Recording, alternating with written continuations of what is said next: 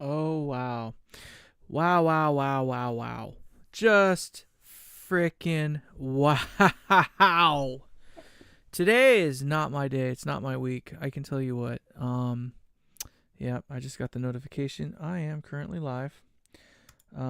So anybody that's tuning in now, I've given up on doing what I've done. So I am just gonna go until this stream dies. And when this stream dies, I'm gonna call it a night. So it has not been my day for streams, unfortunately. And, sometimes you just don't win. So, obviously, it's apparent that I have an issue I need to work out with OBS. I have a fairly decent computer. It's my personal computer. I guess I should have just used the one I have for work. I have a work computer. It's pretty beefy, but I try to keep work and this kind of stuff separate from each other just because it makes sense to do so.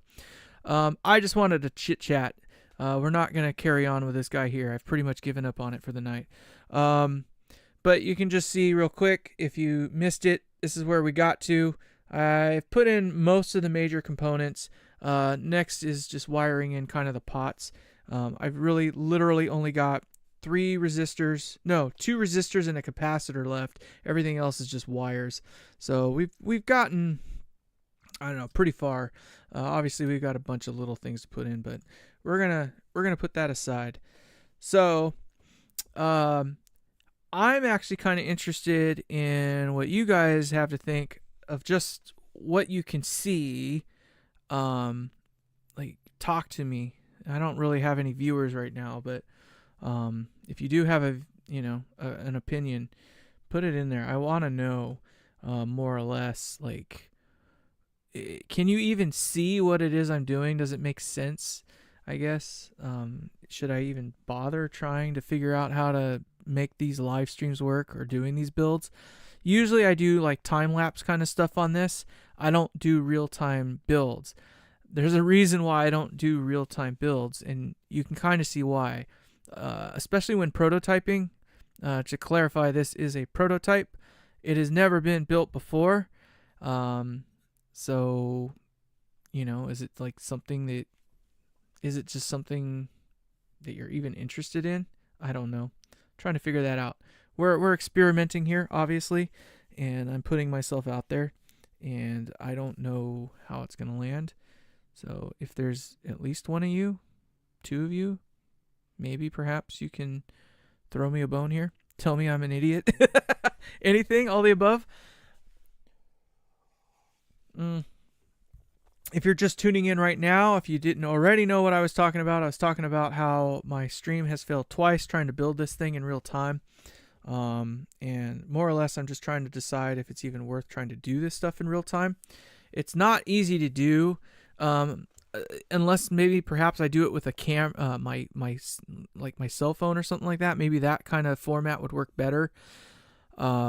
This one I'm trying to do with OBS so I can have an intro, countdown screen and intro. It fades in between the different scenes and stuff. I'm trying to get that kind of stuff here. Maybe if I do this, you'll even see here, like, I can fade over. This is what I'm watching on the other screen. So I can kind of see that there's nobody here listening to me, but I'll leave this up. I took the other two down already just so I can download them and then I recorded the remainder of what I did here onto another video, so I'll split those all together and kind of turn them into something, I hope. I don't know. Looks cool. Scott, I appreciate that. I know it's so... Can you even see it, I guess is my question. So, like, when I'm down here, like, soldering away, does it, like... can you see it enough that it even makes sense? Like, are you able to even kind of extrapolate what I'm trying to do or why I'm trying to do it? Maybe you can, maybe you can't. Like, I'm trying to get, like, everything, like, super straight and you can just see there, like, there's still some work to be done. It's not as straight as I'd like it to be. These two wires right here are kind of a little off. Those are things I'll probably go back and touch up on. Barely? Yeah, okay. So in my other videos, when I was doing this before, I was doing it with a 4K, I had my iPhone or whatever, and I would do it in 4K. And I thought it looked pretty decent, but it was tough because it's, up on a stand up there, and it's, you can't just move it around and stuff like that. And I don't know, like, if anything just makes any kind of sense at all. So, I'm trying to make this, I guess, a little more interactive, and I'm trying to involve you guys a little bit more. I don't know, Scott, if you saw the beginning of this video, but I was talking about how this is literally a prototype here, and I have never built this before. I don't even know this is going to work or not. I know it'll work. I know it'll make noise, but I don't know if it's going to buzz like crazy. I don't know if it's going to, have noise issues, this, that, and the other. Like, there's all kinds of what ifs. So this is literally a prototype to try to figure and suss all that kind of stuff out. So it's either going to work or it's not. If that's the kind of stuff you're interested in, this is the kind of channel that I am at the moment. So, for better or for worse, I guess. I had gotten asked by someone else how I got into doing this kind of stuff, and this isn't my best work right here, I would say. I'm literally trying to make this thing fit into a double wide, chassis. So just a little context for what's going on here. This thing here is only 1 1/8 inches thick, if I'm not mistaken. Maybe 1 3/8 inches. When it's done, it'll be 1 3/8 inches thick. Not very thick, and it's the deepest one I could find in about these dimensions here. So this is, I believe it is 5 and something inches wide, just under 5 3/4 inches wide by, I think it was just about 4 3/4 inches deep. So not a very big enclosure to try to fit 4 knobs. So I'm going to have a low cut, a volume, a master volume, and a high cut, a button, a switch, if you will, 2 bars to protect the tubes that will stick out of the top here, and I can kind of show you what that'll look like, methinks. So these, I'm not going to stuff them in there all the way just because it's a pain in the butt, but you can see that the tubes will sit in there like so, and of course they'll sit, once they're pressed in, these bars here will be high enough up that it won't be of any incident to them. So, and then of course I'm using this power supply here, which will fit in this space here just over the top of all the pots, and you can kind of see how now it's going to be a kind of a tight fit. I've got some space over in the sides, but that's not where the problem's at. Obviously I got some space down here too, but I think I need to find a way to lay the tubes like in that orientation. It might be a little bit easier, I don't know. Yeah, it's squeeze. So, and you still got these guys here which fit in the space just over the top of the pots. Like, there's a lot going on in this little box right here. So yeah, I might have bit off more than I can chew, but I'll do it for you guys. I'm willing to take the hit. I'm a dork, as you probably can already tell. I'm a little goofy, but I'm willing to put myself out there and make a fool, I guess, of myself. I did a couple mistakes earlier when the stream was going, which, of course, the stream is working just fine and dandy now. Earlier when I needed it to work, it wasn't working very well, so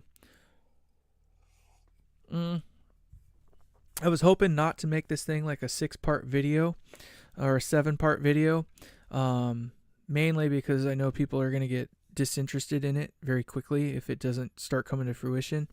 I think at this point I've basically gotten the main part of it done. So if I just do another, so I have a part 5. Part 5 is going to be combined of the live video mixed with another actual video that I shot.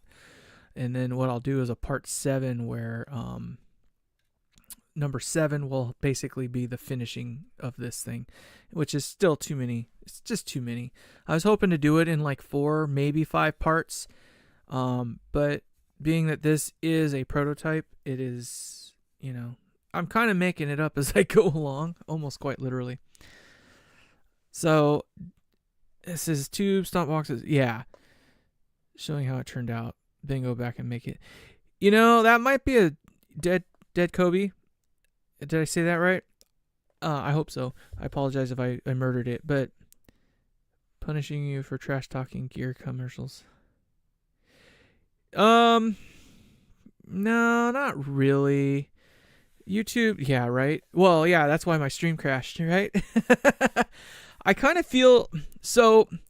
I was talking earlier in the other stream about how I feel like the follow-up video I did about that landed pretty good. It was done live on the spot. Like, I try to do all of my videos where there's no cuts. Like, I try to do it one end to the other. I don't snip out parts and then redo it. Like, if you watch a lot of these YouTube guys that do these like face shots and they're walking down the hallway, they did that shot 5 times. And you can see where the cuts come in and out. Like, they spat a thought out, whatever it might have been. They didn't like it, and then they went back and redid it again. And, you know, they cut the stream up, or they cut the clips up to make it all kind of one thing, right? I don't do that. Most all of my videos, there's maybe 1, maybe 2 cuts in there where, you know, I bumbled the explanation or something like that, and it was just easier to cut that spot out and go back to where I restarted to re-explain it again properly. So I try not to do that. And then, yeah, I mean, I didn't get as much flack as I thought I was going to get. Now, I will say this. The Kyle Bull video that came out, that the response that he had, it almost literally felt like he was talking about me. And I kind of felt, you know, what's that song that, I can't even remember. I bet you think this song is about you. So maybe replacing the parts. How do you find the quality of it? How did you find the quality of it? So far, I haven't had any problems.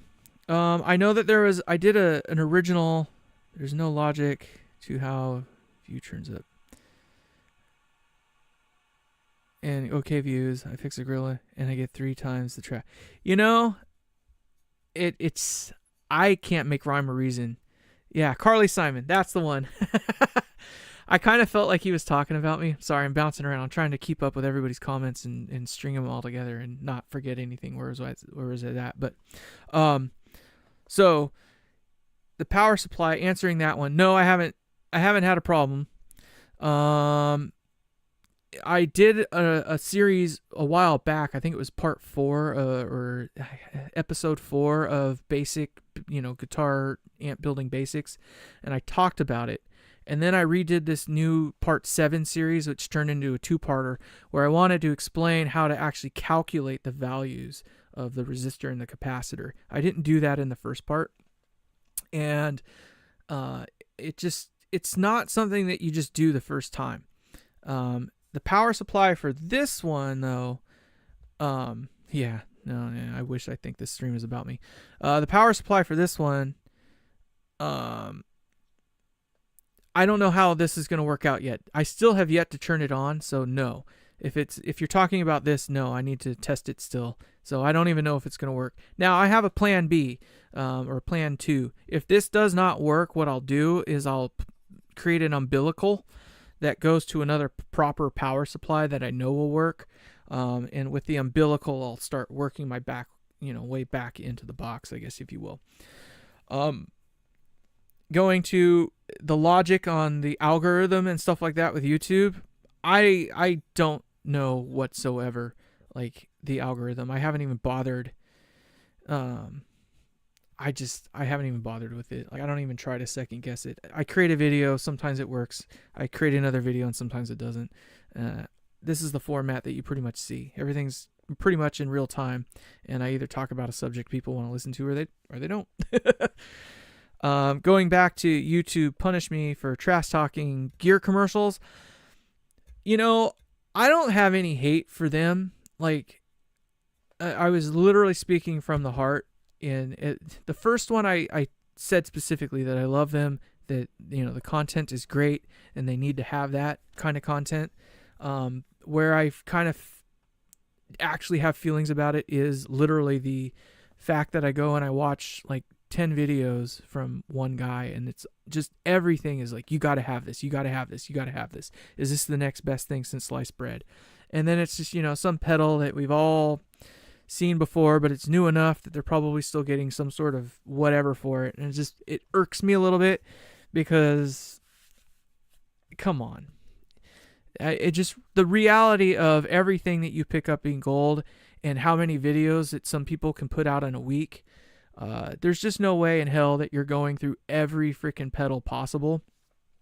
And that you can, weed through the ones that you don't like and just throw them away, and then come to that one and, plop out 2 videos in a week. All right. So Kyle Bull, going back to the "you're so vain" part, it kind of felt like he was talking about me, and it's like, I didn't even think of him when I was talking about this stuff. And it dawned on me when I checked out his channel. It's like, holy cow, like, he's one of the ones I'm talking about. Like, he's one of those ones that's plopping out 2 or 3 videos a week. So it was just like, okay. And then, he's got some videos that are great content, like how to get the best out of, like the Seymour Duncan, like Power Spot or whatever it was, or Power Stage. Yeah. Right.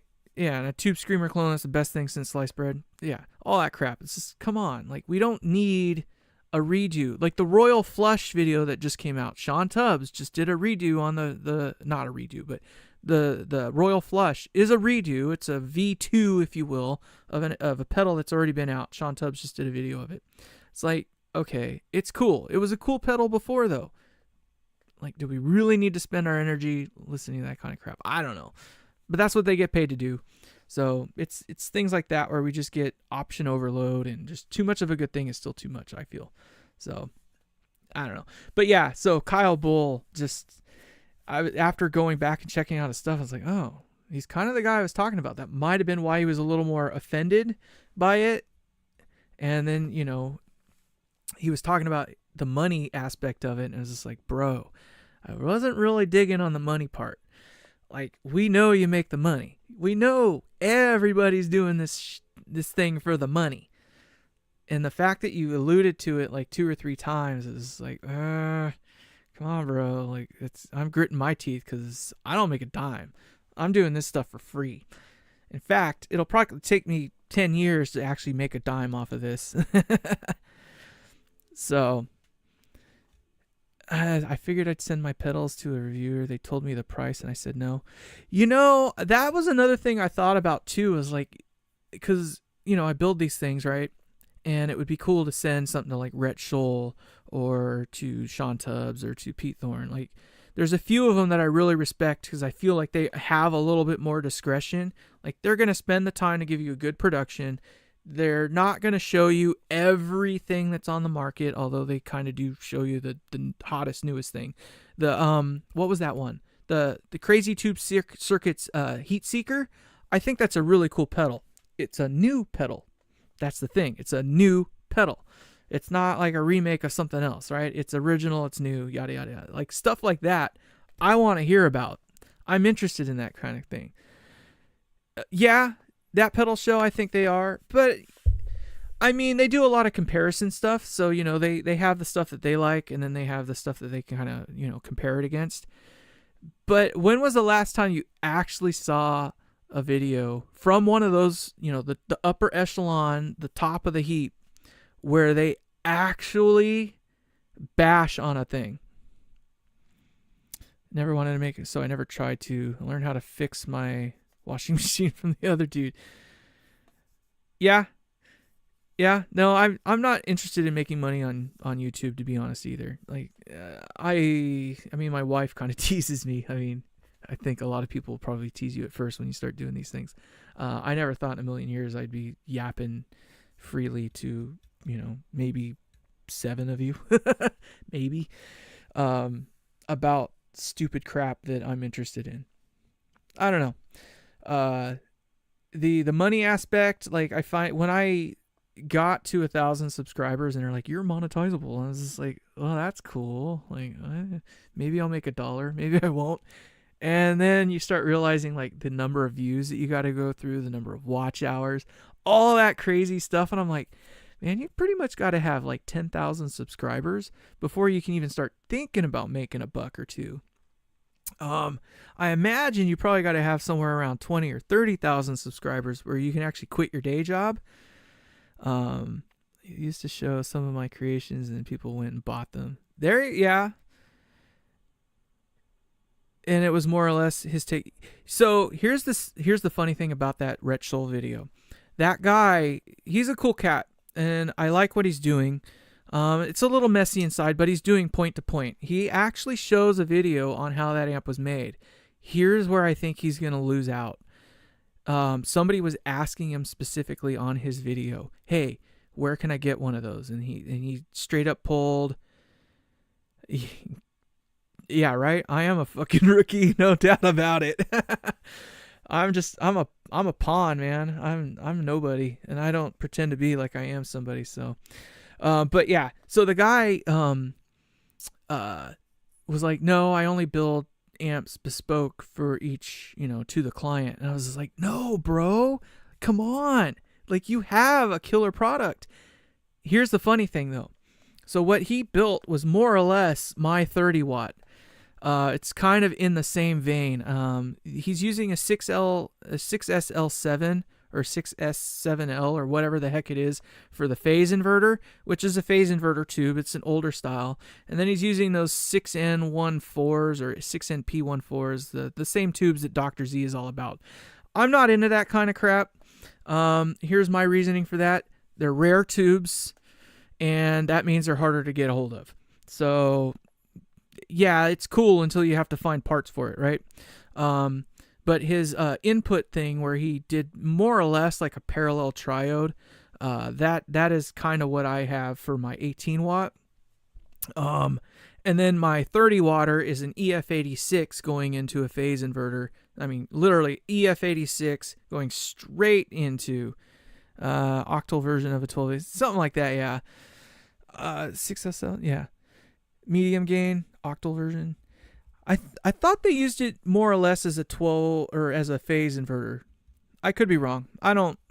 When it comes to old tubes like that are kind of just gone to the wayside, like, I don't even know if you can buy an off the shelf like JJ version of it even now these days. I could be wrong, but it's a cool tube and it's a cool circuit, but I was kind of bummed that he went that direction with it though and told everybody that it's bespoke to the dude had at least 2 or 3 sales right on the point. Like, that's easily a $3,000 amp that he could have, done, gotten away with. Easily $3,000, but he kind of turned it down. So, I don't know. I hope that he does more content, the builder. I think his name is Danny. I wish I could remember off the top of my head, but it is in production still. 6H9C is the same thing. Okay. And my builds. So here's my thought process on it. I think I've said it in a few other videos. I try to design what I got going on with parts that I know will be available, in 20 years from now. I think the EF86 is kind of pushing my luck in that terms, but it is made today by JJ for sure. I was looking at making an all octal amp design at one point, but then it was just, there's so few a number of them out there that I'm not into that idea. There's enough EF86 designs out there that I think they can't stop making it anytime soon. And that's my biggest thing is like, okay, sure, maybe these big old, MODs in 20 years will be worthless, but No, I don't think that's what he actually wants. And let me tell you why. I don't think he would have spent the effort, and I don't think he would have put himself out there like that if he actually honestly thought that he was going to be the next Dumble. Now, the idea that he only builds bespoke amps one-to-one, I build it for the end user, that idea is kind of a little Dumble-y. I think it's more or less his way of saying, I made this for him for this particular reason, and I'm not going to build another one because it would discredit my whole game that I got going on. But at some point, I mean, if he's doing it at the level he is and as good as he's doing it at, I think he's going to have to change his mind. There is never going to be another person that can pull that off. I don't think there's another person that can go out today and do what Dumble did and be kind of, what's the word, closer to 57, 51. Yeah, like 12AU7, which 12AU7 is technically a proper phase inverter tube, yeah. I believe it. I think there's only a couple component values that you generally end up having to change. I know that the 12AU7 is just higher current, and because of the higher current, it drives the output tubes a little bit easier. It's not as loaded down or whatever. That's for sure. I'm not against it. I haven't gone that far yet with some of my designs. I've got like 4 or 5. 2 of them are single-ended. So I've got a EL84 based one. I got a 6V6 based one. I've got a couple EF86 amps, and then a couple just basic designs. So like 5 or 6 different designs. But I like lower wattage. That's kind of my thing. And I like lower voltage on the plates. I kind of feel people over the years have just gotten too crazy with the whole voltage thing, and they just keep pushing it more and more and more and more. And some of these amps, like one of the Carvins, I mean, this is going back a little ways, of course, but one of the Carvins has like 400 and something volts on the plate of a EL84. Craziness. I don't know. To me, that's not the way they were designed. Like, they put the design specs in there where they say, 250 or 350 for a reason. Not that I'm by the book, but, I kind of feel like that's a smarter way to build. And I haven't noticed anything really about, it's all what I think I've mentioned it before. So I'll build an amp as it, is based on the schematic, right? I'll get it as close to that as I can.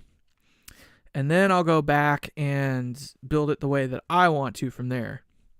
6N2, 6A, okay, just a couple. Oh, wow, they're that cheap? Again, though, like, is it modern production or is it, an NOS thing? I guess that's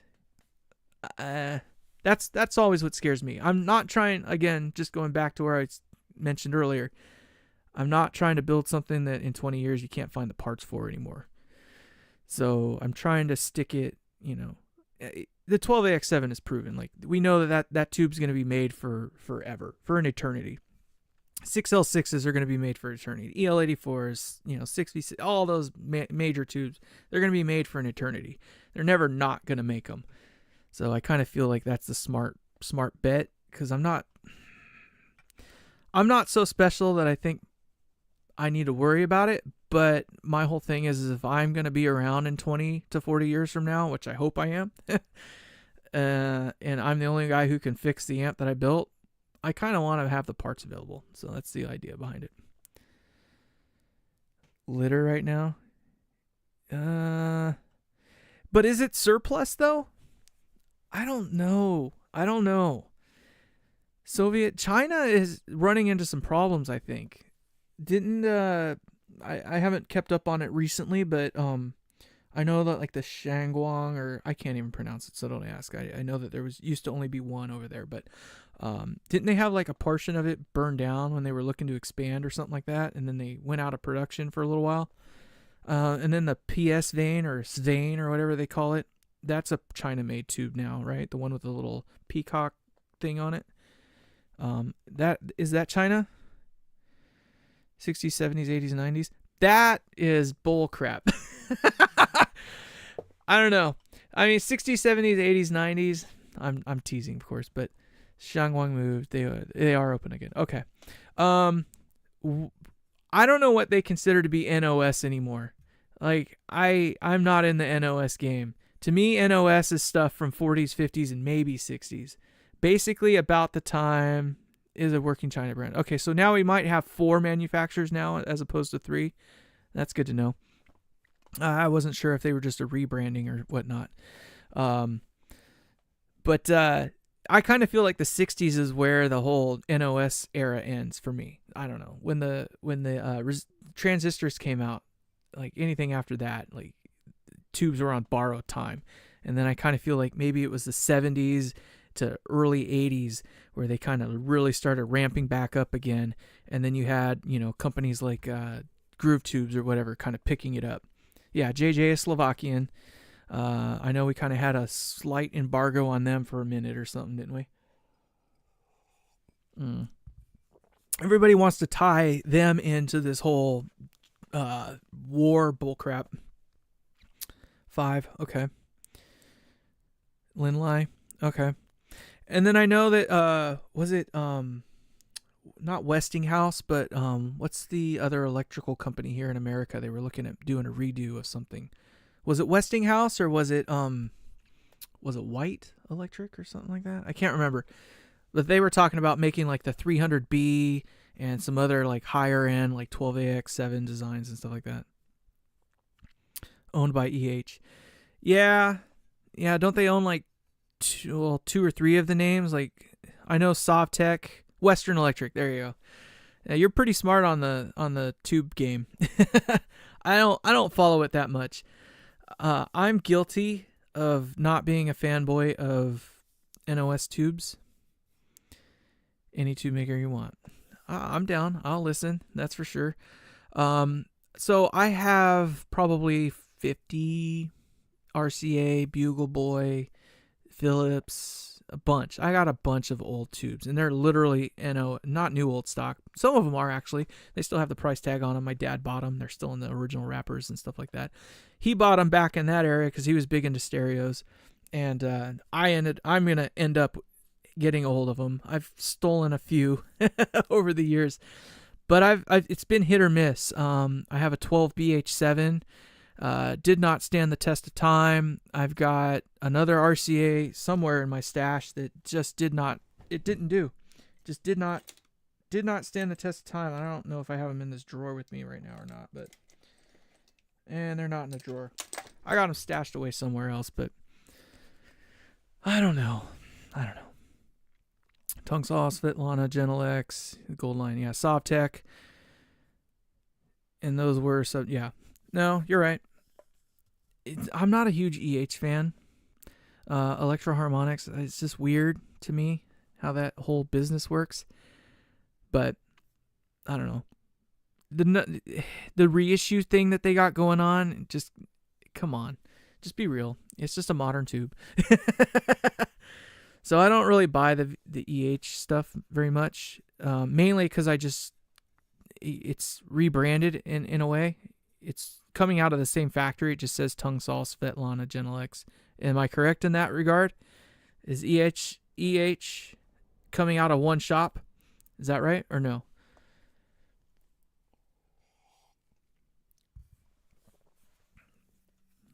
Or did I lose you?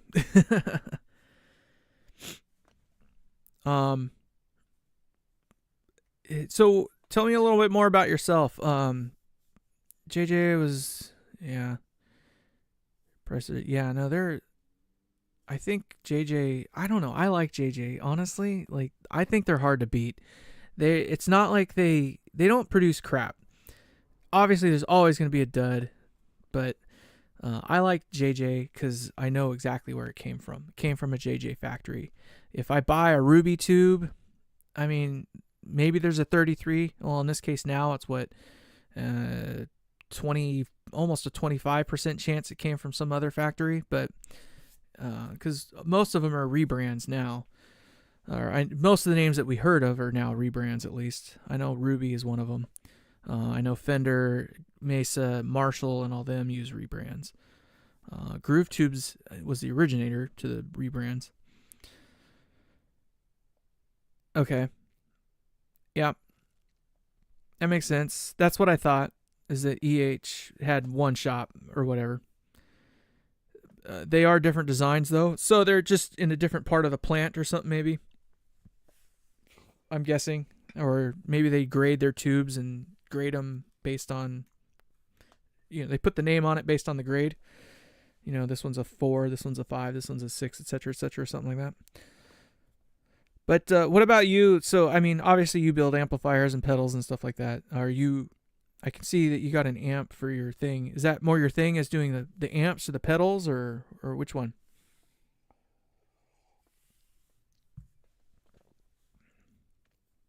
Okay. Different. Yeah, that makes sense. Long plate, short plate, etc. Um, most all the ones I've had the best luck with are the short plates. I don't know what it is. The long plate ones I've come across are usually noisy. Maybe that's just my luck. Because I got a few RCA, again, NOS stuff that is long plate, and yeah, it's inane how noisy some of them are. Amps and fixing. I'd have to check out your channel now that I know you're here. I'll have to definitely check it out. I'll definitely subscribe and all that jazz. Um, I don't fix amps. That's my thing. I'm not. I can't do it. If I had to open up a Mesa, I don't know if you watched that Andy Lederman show the other day where he took a hammer to the Marshall guitar amp. Yeah, yeah, that makes sense. And I think that's kind of the issue is that longer plate. Those grids are, there's just that many more grids to rattle away with. Because I mean, you got to imagine they wrap it around X number of times, right? So, okay. So I don't fix things just because I just can't do it. I would throw the hammer on and things. I started fixing amps. That's how I kind of got into doing what I'm doing now, more or less. Is I would fix the amps that I had, and then I got tired of fixing the amps because PCB boards are a pain in the butt, and I could not afford anything other than PCB board.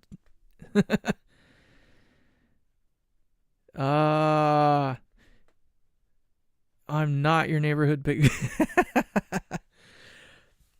I don't blame you. I don't know. The guys that actually work on those things are someone else, man. I do not have that level of patience. The first time I almost bought one. So back in the early 2000s, probably 2002. No. Like literally 2001, 2000 or 2001, I almost bought one. It was this freaking close. It was a dual rec at the time. Or was it a single rec? Maybe it was a single rec. I can't remember, but it was a Mesa. I knew that much. And I went with a Crate Blue Doo-Doo. And I kind of wish that I went with the Mesa, to be honest. But at the same time, I'm kind of glad because the first time I saw in one of those things, I about crapped my pants and was like, oh my God, how does anybody fix anything in these things? There's no way. And then you look inside of like a Road King where the effects loop has an effects loop for the effects loop. It's inane. I know that the guy's actually an engineer and that he gets away with calling him, putting engineering in the name. But just because you have engineering in your name doesn't mean you got to go over engineering things. And I'm good at, no, they're definitely wankers. I have a PD triple X, dare I say. That one looks easy enough to work on. It's about due for a cap job now, but it looks easy enough to work on. I had a 6505 Plus, and that was a little bit of a brat. Like from the triple X to the 6505, they definitely had tapered down in what I would consider quality for sure. I don't like PCB amps, and what happened is more or less I owned a Crate Blue Doo-Doo. And SLM or SLS, I think it was SLM Electronics, like they were American, Chicago or something like that. As good as it came at the time in the era, but working on them, not a chance in hell. And it seemed like every amp that I came across that had a PCB in it is like, sure, you could change the part out maybe once or twice, but if it had an inherent flaw, good luck. Triumphs seem to be fun. Yeah.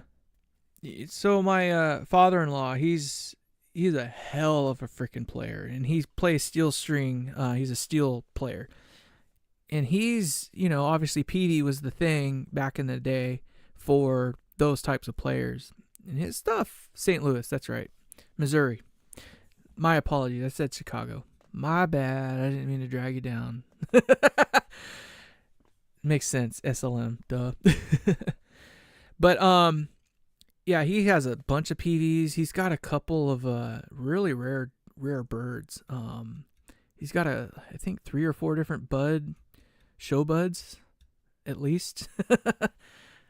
definitely more expensive crap than I got. But he's a real player, though. I mean, I can play, but I'm not near the level of my father-in-law. Like, that dude freaking rips. And yeah, I think he has a Nashville, if I'm not mistaken. I can't remember the name of this other one that he's got. It's a single-ended amp, made by. It's just like a small company. He's got a pair of like the what are those power amps that they used to make? The Heath kits. He's got a couple of those that he runs. They're mono blocks, but he runs them for stereo or whatnot. So cool stuff like that. So my father-in-law actually repairs amps and stuff like that, or not so much anymore. But he used to be hell of a player. Did a lot of country stuff, steel string and stuff like that. And then he did amp repairs for many years, and I think he's kind of enjoying his retirement now. I need to go visit him. He actually lives in Nashville, so that's where he settled down at. At one point, he was actually here in California, though, Goleta area, and he worked for what was that called? Not Instrumental.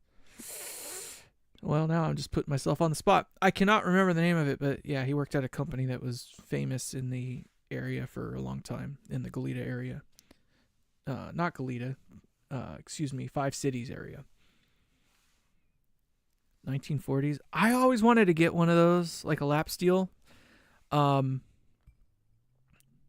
love that you're interacting with me, by the way. I appreciate that so very much. So, Dead Kobe, I appreciate you. Thank you for giving me something to bounce off of here. I appreciate that. I've always wanted to get a lap steel. And my father-in-law let me, of course, play his, and, I can make noise on it, but I'm not a steel player by any stretch of the imagination. I think I could probably get away with a lap steel, the idea of just sliding across 6 strings that you already know the tuning for. I imagine I can pull that off, but I'm not going to try to say that I can be a country player by any stretch of the imagination. No, I can already tell you're a rock star. I can already tell you're a cool cat.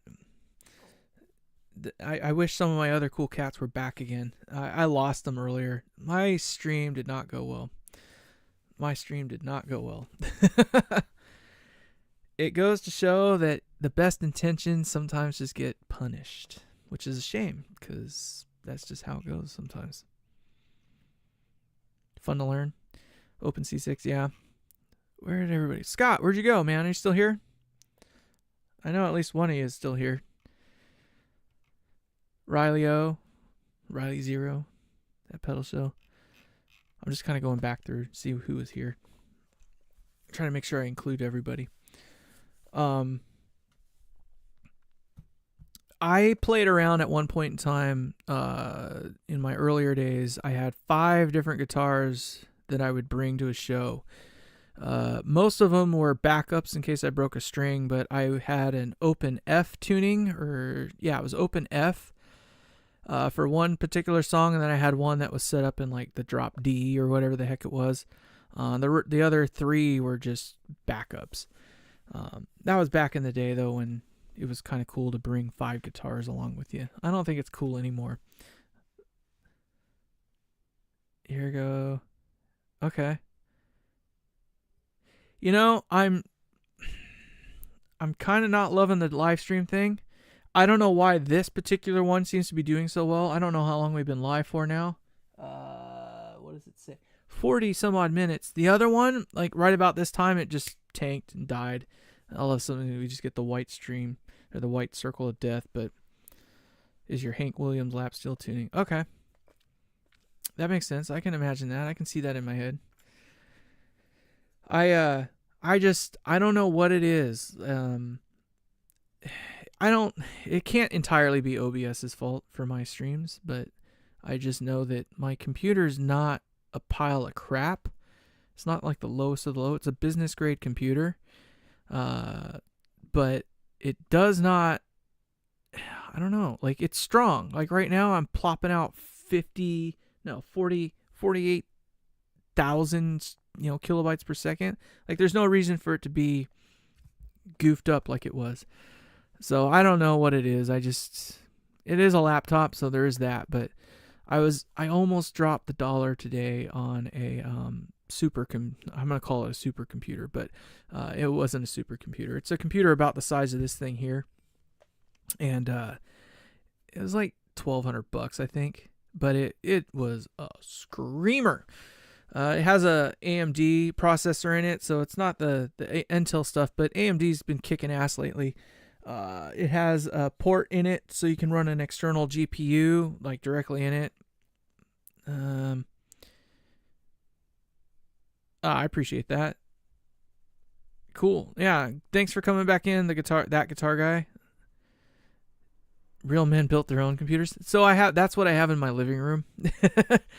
I built my own computer about 10 years ago now. It is finally dated enough, though, that it's not even upgradable to Windows 11. So the computer I'm using right now is updatable to Windows 11, so it's that level of new. Yeah, no, he's carrying the chat for me for sure. I gave him some love already. So I'm willing to dole out some love for anybody.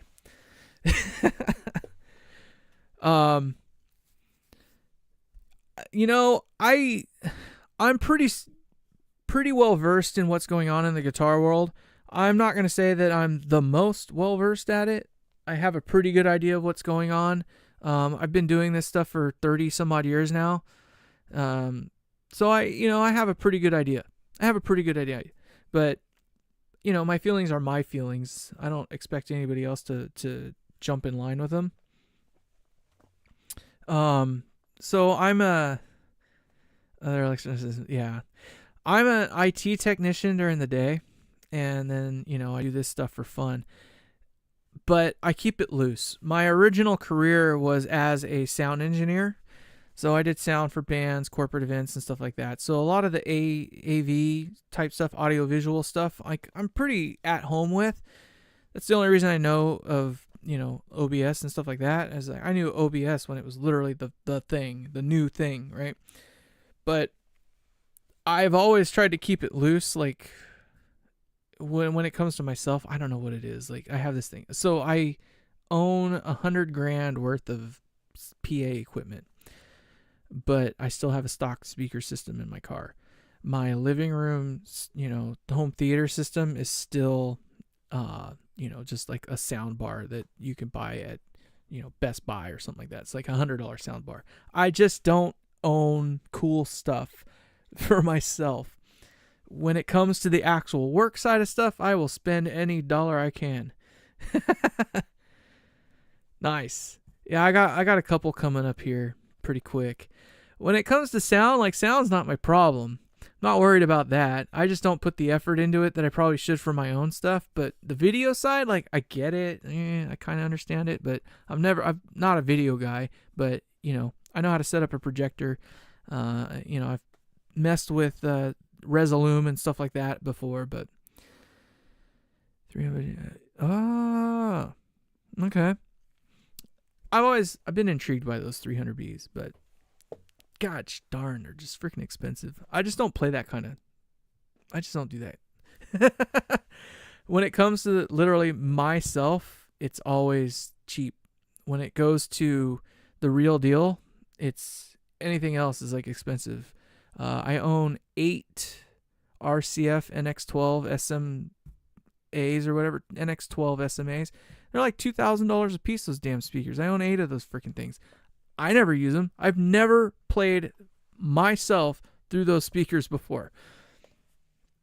I don't know what it is. So I have a Midas, M32 mixer, just because nobody can say no to it, and I've never played myself through it ever. There you go. Oh, okay. Okay. AliExpress, really? With a 300Bs? And is that good? All right. I'll have to check it out one of these days. I'd love to get, I'd love to get a real Heath kit and then fix some of the errors that they had in the power supply or whatever. But I'm down for the 300B. The most expensive part in that thing is the damn tubes, probably.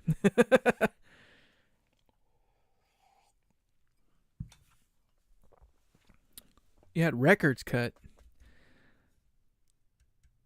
So when you say records, okay.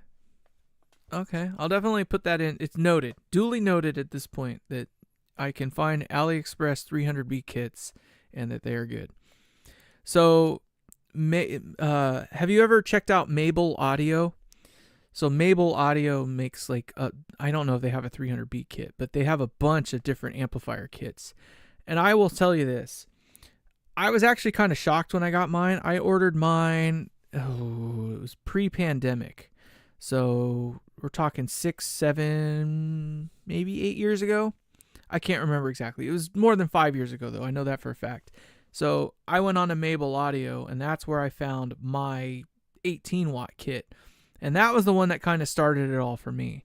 So prior to that point in time, I'd only just been working on amps or, fixing something that came through. And then I just wanted to try my hand at building an amp from scratch. Your girlfriend has a... I love the name. I'm a punk rock troll. So I was in a punk rock band. Yeah. So Endeavor Music is the name of my company, and Endeavor was the name of my band. There was almost a little bit of a war because there was another band called Endeavor as well, and they did more like metal. And this was like 99, 2000, maybe 2001, right about the time I got that Crate Blue Doo Doo.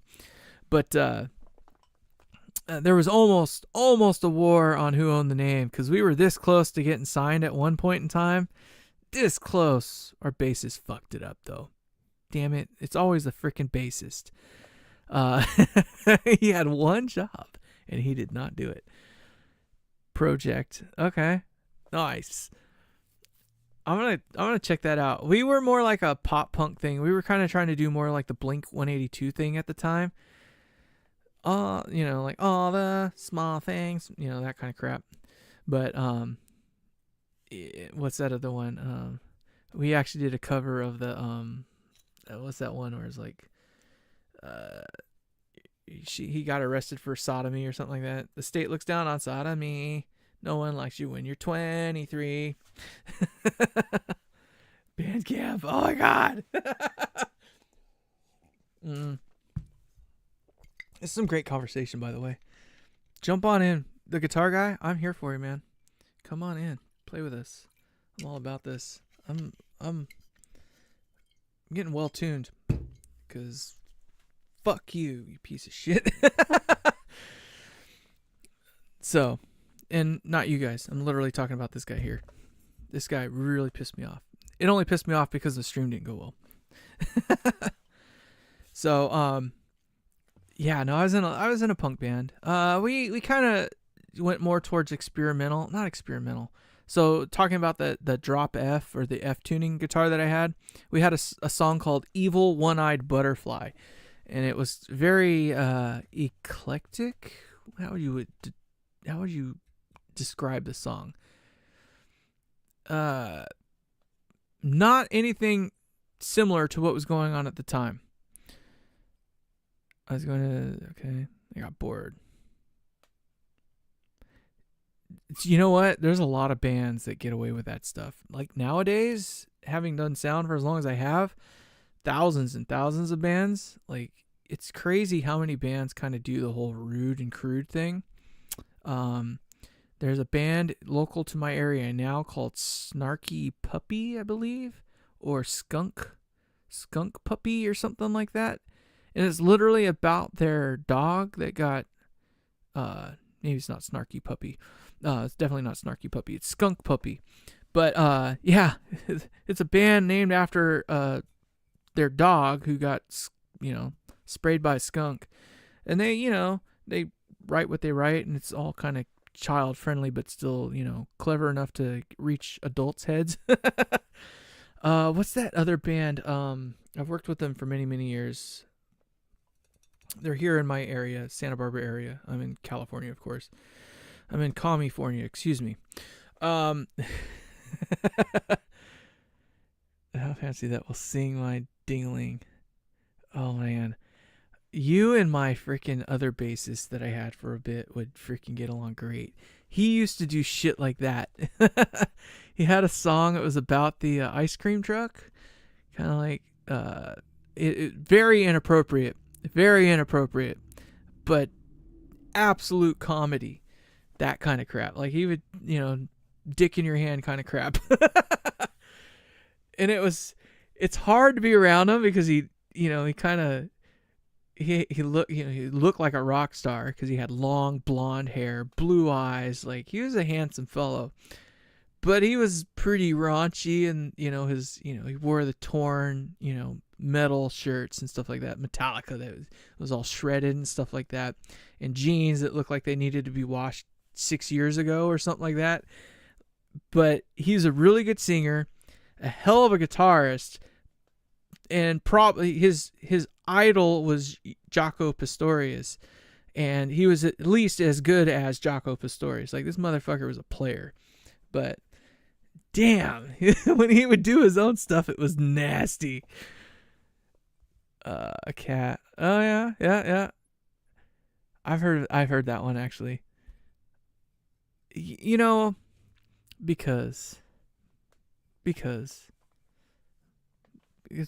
what was that song that it was the freaking Baby It's Cold Outside or whatever? Like, come on. That's why you can't have fun anymore, because that song actually offends people. I was like, come on, realistically, like, that song, come on. Baby, don't go. It's cold outside. No, I really must go. No, don't go. Come on. That song offends people. That's where we're at these days.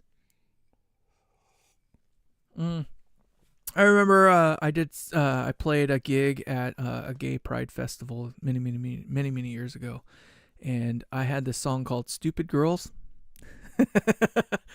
That didn't go over well. And that's why I don't date stupid girls. And then I had a little girl walk up to the front and say, "You shouldn't say things like that." Yeah, it landed really well at that gig. There was a few shows that I did where we should have sussed out who we were playing with or for. When you're the only punk band in a world of metal bands, you do not belong, by the way. So yeah, just so you know. At the time, punk was kind of on its way out. I would say that Blink-182 was kind of on its downtrend, and modern, Down with the Sickness kind of thing, that was kind of on the up and up at that era and time. And yeah, we were, that.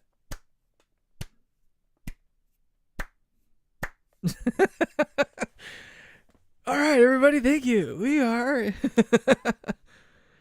another guitar instead of a girl. Dude, you were must be light years ahead of your time. I'm married. Don't get me wrong. I love my wife. But I tell everybody I know, don't get married. They probably think I'm an asshole, but she was the exception to the rule. My wife, that is. She was the exception to the rule, because I was not gonna get married. We knew each other for a long time. We finally started dating, after a long time. And she was the exception to the rule. That's about all there is to it. Oh, you're an old dude, 46? Yeah, you ain't that old. I think I'm only 46. So I mentioned it in another. I act like a teenager and I sound like a teenager. I am not my age by any stretch of the imagination. I did not anticipate getting married at 35, by the way. 35. That's when I finally got married the first time. I'm not doing it twice, though. If she leaves and it doesn't work out, I'm done. The rest of the women out there in the world that come across me are going to be destroyed, because Mr. Nice Guy doesn't exist anymore at that point in time. Not that I was all that nice to begin with, but I was, marriage material at least once. So at least once. Never again, I tell you what. It's work. That's really what it comes down to, is work. And it's a lot of work. It's sometimes worth it. I'm not going to say that she's not worth it, but it's a lot of freaking work. So if you're going to, for those of you who are not married yet, you're younger, you're not me and dead Kobe's age, definitely think twice before you say the I do's. It is not as easy as it seems. She's all sweet and everything now, but so here's what I noticed. I don't know. Bounce it off of me, dead Kobe.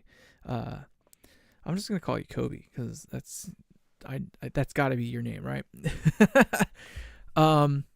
My impression of married and not married is this: when you're not married, you fight with reservation because you know that they can leave at any time. Like there's nothing to keep them there, right? Oh yeah, no. Cleavage, Ohio. No worries, man. Head on out, get some rest. I appreciate you sticking with me for as long as you have. Thank you. But at least wait through this little bit right here and then tell me if you agree or not. So when you're married, you fight with reservation. Without reservation. Before you were married, you fight without reservation or with reservation because you know they can leave at any time. I still said it wrong, but you know what I mean. So before you're married, you fight with reservation because they can leave at any time. So you're like, I don't want them to leave, so we're going to just fight just enough to let them know I'm upset, yada, yada, yada, right? But once you're married, the gloves are off. Like, she ain't going nowhere. You ain't going nowhere. And if you do, it's not going to be easy. She's going to clean you out or whatever, right? So once you're married, you fight like full on, gloves off, like this shit's going to hurt. Paying repair check. Yeah, right? I'm a car guy as well. So I have a 61 Corvair. Laugh at me if you will, but I have a 61 Corvair and it runs like a freaking champ. So, and that was actually my first car. My very first car was a 61 Corvair, and I've had several other cars. I had a 1984 Corvette and all that jazz, but the Corvair has always been the thing in my life. I love that car. There's just something about it, and it always works. You know, just make deals. Yeah, it gets transactional after some point in time. Maybe for not everybody, but no, it gets better after a certain period of time. You learn each other. You understand, like, she's going to get mad if you say this word, or if you grab her butt just a little too hard, she's going to say something, whatever it might be. You kind of learn. And if you're like me, you just don't give a shit and you do it anyway. I don't know. That's just me. I'm definitely one of those guys that will push his luck probably a little longer than he needs to, but that's just because I can. Right? Yeah. Ralph Nader. I was a fan. So when Ralph Nader was thinking about going for president, I was actually on board for that. Because I figured if he was running for president, he knew enough that he was going to have to answer to the fact that he was wrong. So, no, I don't actually dislike Ralph Nader for any reason. He's passed away now at this point, though, right? I can't remember. I don't know. I remember all the stories. I'm old enough to have been around. I wish my car looked better at this point in time, though.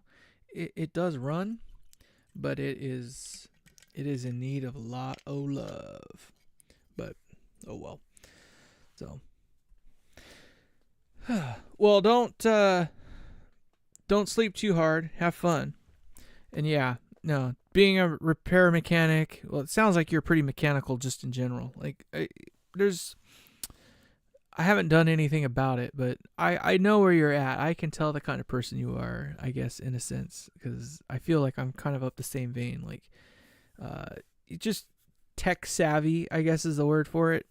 Enough to get yourself into trouble at least. You don't have to pay someone else to change your tires, more or less. You only do it because it's just easier to do it, that kind of thing. I used to race not race, but I was heavy into motorcycles and considering racing them. And I did all my own repairs on my motorcycle, and it was literally because I knew how important it was. Because if you've ever had a motorcycle break down on you in the middle of a turn, you understand.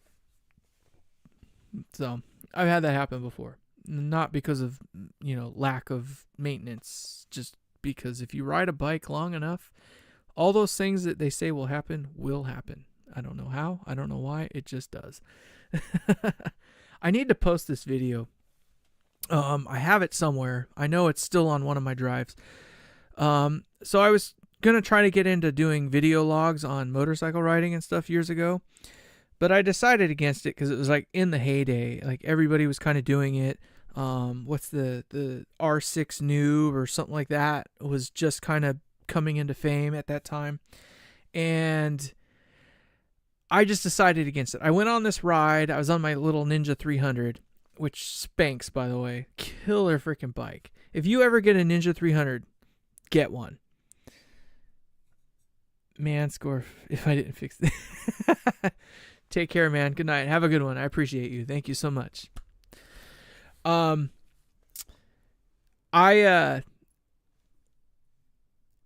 swear, get yourself a Ninja 300. If you're ever thinking about getting a bike and you want to get into that kind of thing, just get a Ninja 300. It's, the later ones now, I think 2014 and up are all fuel injected. The most fun little machine you can possibly get. It's crazy to think. Now, I started on a 600, so I was used to that whole thing. I've ridden 1,000cc bikes. I did a bunch of repairs and stuff like that for years on them and all that jazz. And I was getting to the point where I was ready to race these machines. I was getting ready to race my R6 that I had at the time. And I opted out of it just because I knew I was either going to go broke or kill myself. One of the two. So I decided, no, I'm not going to race. I'm just going to focus on doing what I was already doing, which was audio at the time. I was a sound engineer, so I'm just going to keep doing that. Kind of glad, because I did, a few more years of good track days and stuff like that. And then I kind of puttered out because I ended up getting busy enough with doing live audio that I just couldn't keep up anymore with all the other crap. So, time or money, one of the two, pick one, right? So then it came to a point where it's just like, okay, I have a track only machine now. So that's where I went with that machine, was track only at one point. So it took all the plastics off, no headlights, no brake lights, none of that crap. And I got a Ninja 300 thinking, oh, this will make it so I'm sane on the streets, right? No, just no. No, I was just as fast. I was just as fast in the spots where it made sense to be fast and, yada, yada, yada.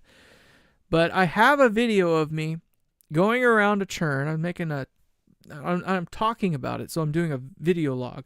And I'm talking about going through this particular section of road. And as I get up to this particular spot, I'm like, I'm going to kick it back a little bit right here. There's always something about this turn where there's either a rock or somebody in the middle of the lane. And boom, there's somebody in the middle of my lane. Well, damn near in the middle of my lane. He's over the line anyway, in my lane, as I'm going through this blind left-hand turn. Yay, not fucking fun, right? And I didn't post it just because I didn't find any value in it at the time, but darn it, I should have done it. So, in either case, it must be late. I'm not getting any interaction from anyone else. Dead Kobe, if you come to check back up on this later, thank you so much. I'm going to call it myself. We're running on a little over an hour. I appreciate you. I just wanted to kind of lock up what was going on with this pile of crap right here. Obviously, OBS will do what it needs to do when it needs to do it, just not when you want it to do it, which is unfortunate. So I am going to get the hell on out of here, and I will see you guys again some other time soon. Thank you so much.